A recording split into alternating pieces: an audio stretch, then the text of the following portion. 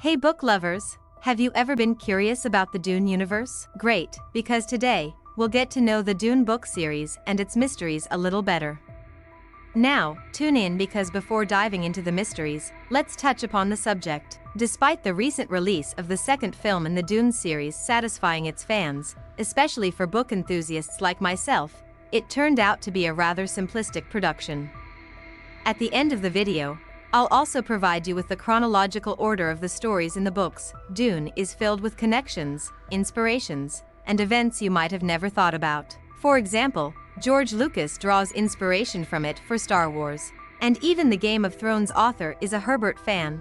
Firstly, let's focus on the butlerian jihad to fully understand the story. Humanity, about 10,000 years ago, reached its technological peak, establishing a civilization model based on thinking machines. The current Dune planet was ruled by two related dynasties, the powerful Atreides and their assistants, the Harkonnen. Then, the thinking machines rebelled, leading to a war with humanity. After this war, the machines lost, but the Dune planet turned into an inhospitable desert. There was a scarcity of water, and colossal sandworms roamed everywhere. The dynasties left the planet, and following this, thinking machines and computers were banned. People turned to prescience and individuals with superintelligence called mentats, specially trained humans, to make significant calculations and navigate in space. These mentats needed a substance called melange, found only on the Dune planet. The initial divergence begins here. In the film, melange is almost not mentioned, and it's portrayed as if it's just a fuel, but in reality, it's the fuel for mentats, not machines. Also, in the second film, although subtly implied, melange is actually produced by the offspring of the sandworm, known as the sandworm, making it unique to the Dune planet. You might think, is this the only plot? Well, don't forget every word in the book has Arabic origins. The reason behind this is the author's subtle commentary on the oil race and crisis, as Baron Harkonnen represents OPEC, the oil exporting countries. Remember that OPEC is portrayed as a fat man, and in the film, Baron heals by swimming in a pool of oil. If you think it's just a political game, and what does it have to do with Game of Thrones, I'll surprise you.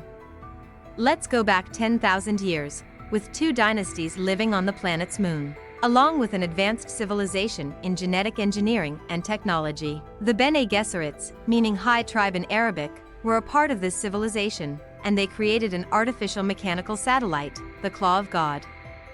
Immediately think of the Death Star. Robots never revolted. The Reverend Mothers programmed them for political power. Butlerian means scapegoat in Arabic. Nature didn't perish in the war. The Claw of God turned the planet's nature into a desert to expand the sandworm's habitat. 3 mentats are not specially trained humans, they are genetically engineered mutants. The Reverend Mothers eliminated robots to make their products politically powerful. Mentat means developed, trained human in Arabic, for sandworms existed before and produced melange. Later, the Reverend Mothers turned them into giant mutants. The Claw of God forces them to harvest. Sheikh al-Raud means ancient production in Arabic. 5 There's no chosen one. The Reverend Mothers invented a prophecy to hold political and religious power, and through domestication and genetic engineering applied to animals, they produced generations. They want to create a superior human and use it as a political force under their training. And they use the Claw of God to control all of these. The Claw of God is still in working condition, an artificially intelligent, highly advanced machine. Although not mentioned in the film, the name given to Paul, muad'dib, means guide, controller and ode to the Claw of God. Even the satellite is named after the Claw of God. So does none of this appear in the film? Only through implication and Easter eggs. 1 The communication and all kinds of satellite signals on Arrakis are unstable due to the Claw of God. 2 During a lunar eclipse, the development of some plant species on the planet accelerates. 3 Sandworms are very sensitive to vibrations and shields. For crysknives, swords made from the teeth of large sandworms, disintegrate without the body's electrical waves. 5 Lady Jessica, a Reverend Mother, is depicted riding a sandworm on the background in the temple, illuminated by moonlight. 6 Baron Harkonnen's personal room door is surrounded by sandworms gathering under the moonlight. 7 inches the middle of Lord Leto's hall. Small sandworms dancing under the moonlight in an illustration grow into large ones. 8 On the wall of Leetkind's ecology laboratory, when moonlight hits, there's an illustration of withering plants and moving sandworms.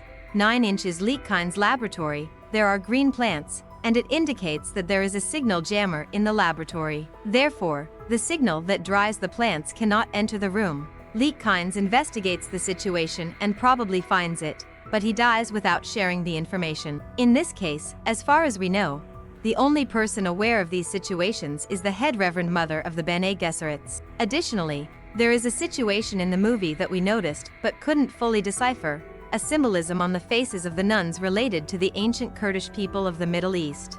This is a type of tattoo called dek, made on the face with the milk of mothers who exclusively breastfeed girls. The tattoos and clothing on the faces of high-level nuns match perfectly. On the side, you can see the tattoos and clothing of a Kurdish woman still preserving her culture. Here, it is understood from the signs of the nuns in the southern Freeman tribe that they are mothers of girls. In fact, nuns only give birth to girls with their genetic and biological knowledge, but why this is clearly stated is not explained. Share your thoughts in the comments. Here, let's not pass without mentioning the film by Alejandro Jodorowsky, which left its mark on history as the best film never made, inspired by the Dune series. Imagine this, legendary rock bands Pink Floyd and Genesis in the music, iconic artists like Salvador Dali, Orson Welles, Alain Delon, and Mick Jagger among the cast, character designs by H.R. Giger, known for inspiring the Alien film, and special effects by Dan O'Bannon, responsible for the effects in Alien and Star Wars, all coming together for a film project. You can find all the details of this unfinished film story in the 2013 documentary Jodorowsky's Dune. Additionally, for those who want to read the books while preserving the integrity, we've prepared a list for you.